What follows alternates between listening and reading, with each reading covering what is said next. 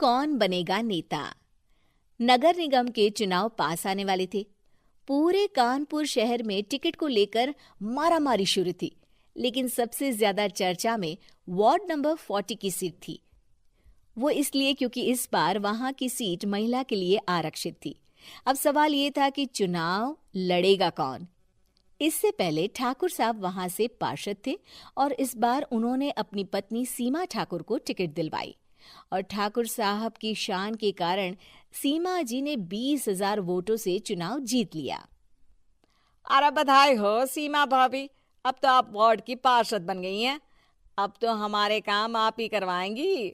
अरे ये तो सिर्फ नाम की पार्षद बनी है, वो तो महिला सीट आ गई, वरना पार्षद तो मुझे ही बनना था। अब भले ही चेहरा इसका होगा, लेकिन पावर तो मेरी ही होगी। अरे वाह भाई साहब, क्या दिमाग लगाया है आपने भी। आइए आप लोग, खाना लगा दिया है सबके लिए। सीमा जी पार्षद बन चुकी थीं, फिर भी उनकी एक ना चलती। सारे काम ठाकुर साहब खुद ही संभाल लेते और जहां जरूरत पड़ती वहां सीमा जी का अंगूठा लगवा लेते। सीमा जी ज्यादा पढ़ी लिखी भी नहीं थी। एक दिन ठाकुर साहब और सीमा एक प्रोग्राम में जाते हैं। अरे ठाकुर साहब, आप आ गए। ओहो, पार्षद मैडम भी आ गई हैं। स्वागत है आप दोनों का। लगता है हमारे पार्षद फंड का सही इस्तेमाल हो रहा है। चलिए अब उद्घाटन करते हैं। ये लीजिए ठाकुर साहब कैची, आप ही सबसे पहले प्रवेश कीजिए। सब लोग आगे निकल जाते हैं और सीमा जी पार्षद होने के बावजूद भी पीछे खड़ी रह जाती हैं। वो देखती हैं कि वेलकम बोर्ड पर उनका नाम है, लेकिन महिला होने के कारण कोई उनका सम्मान नहीं कर रहा। अगले दिन एक आदमी उनके घर आता है। अरे ठाकुर साहब नमस्कार। कल ना हम नोटिस किए कि हमारा घर तो अवैध है और नगर निगम वाले उसे तोड़ने आ रहे हैं। अरे कुछ कीजिए ना ठाकुर साहब। देखो भाई, मैं तो ज्यादा कुछ कर नहीं सकता, पर अगर तुम सबकी जेब गर्म कर दो तो कुछ हो सकता है। कुल मिलाकर 4 लाख लगेंगे।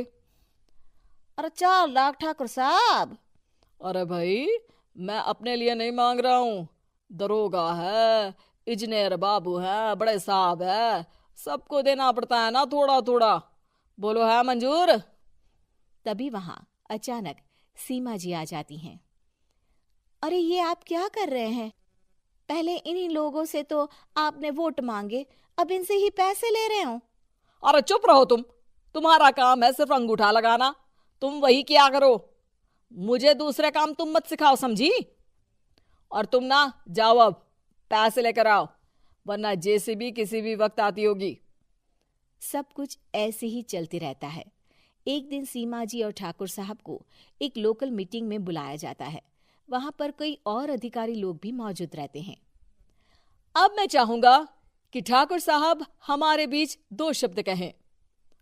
मेरे प्यारे भाइयों और बहनों, आज मेरा सौभाग्य है कि मैं आप सबकी सेवा दिन रात कर पा रहा हूं। आपने मेरी पत्नी को भारी मतों से जिताया है, इसलिए मैं आप सभी का शुक्रगुजार हूं। मैं आप सबसे वादा करता हूं कि हमेशा की तरह हमारे वार्ड में किसी को कोई तकलीफ नहीं आने दूंगा। सभी लोग तालियां बजाने लगते हैं। अब मैं माननीय पार्षद मैडम को स्टेज पे बुलाना चाहूंगा। अपने नाम को बुलाया सुनकर सीमा जी एकदम चौंक जाती है। उन्हें बिल्कुल उम्मीद नहीं थी कि इतनी बड़ी जगह उन्हें मंच पर बुलाया जाएगा। जैसे तैसे वो मंच पर चढ़ती हैं। ऊपर जाते ही सीमा जी को सारी पुरानी बातें याद आ जाती हैं कि किस तरह उनके पति उन्हें कभी भी आगे बढ़ने नहीं देते और उनके नाम से गलत काम करते हैं। वो बोलने लगती हैं। मैं आपके वार्ड की पार्षद सीमा हूं। आप में से बहुत कम लोग ही मुझे जानते होंगे, क्योंकि इससे पहले मुझे कभी ऐसा मौका ही नहीं मिला। सारे मौके मेरे पार्षद पति यानी आपके ठाकुर साहब ही लेते रहे, लेकिन आज ये मौका मुझे मिला है तो मैं इसे ऐसे ही नहीं जाने दूंगी।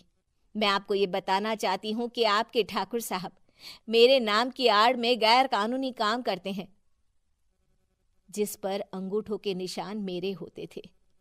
इसीलिए मैं अपनी गलती मानती हूँ और आज अपने पद से इस्तीफा देती हूँ, ताकि आगे से कोई गलत काम ना हो पाए।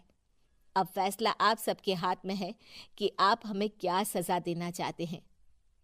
सीमा जी की बातें सुनकर ठाकुर साहब के चेहरे का रंग उड़ जाता है और वो शर्म से मुंह नीचा करके वहां से चले जाते हैं और पद से इस्तीफा देकर ही सही सीमा जी अपने आप में आत्मविश्वास महसूस करती हैं।